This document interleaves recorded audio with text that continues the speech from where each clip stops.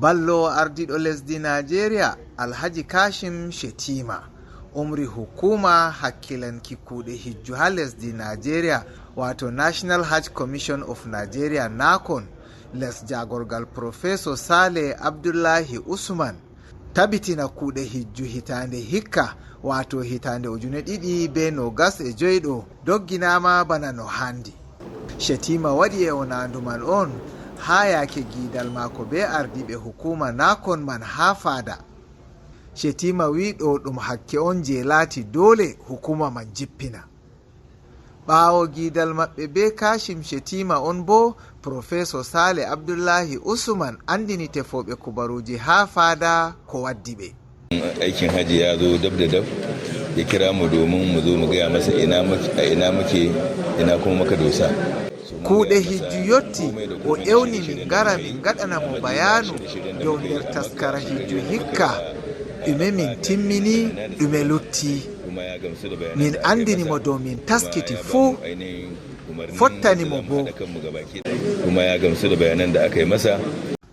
Kanko ma yake o wolwanno komishinajo hakkilanowo kuuɗe musamman ha hukuma NAHCON wato Commissioner in charge of operations Inspectorate and Licensing Prince Anofi Elogusi wi hukuma NAHCON timmini taskaraji ɗi handi ɗum taskitana hijju hitande 2025 fuu ha Makka be Madina hawtade be nokkuje luttuɗe fuu.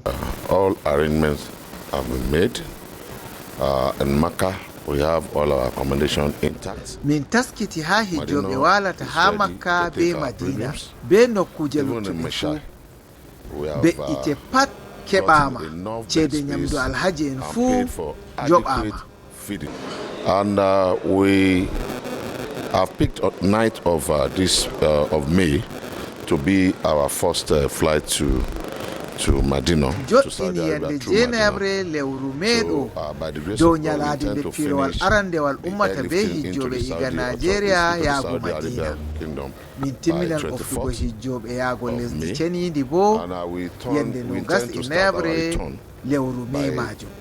Ha yake pirowal ngam wartirgo hijjoɓe ha Nigeria arandewal bo umman iga lesdi Saudiya yande 13 lewru June. Ragarewal bo yande 2 lewru July. We are hope to finish by 2nd of July. Hijjoɓe ɓe limgal muɗum ɓurata 14 on joɓi ceede korowal hijju hikka hedi hukuma NAHCON ha diwe lesdi Nigeria fuu. Ha yake woɓɓe ko ɓurata 13 bo joɓi ceede korowal maɓɓe wakkere kompaniji luumo.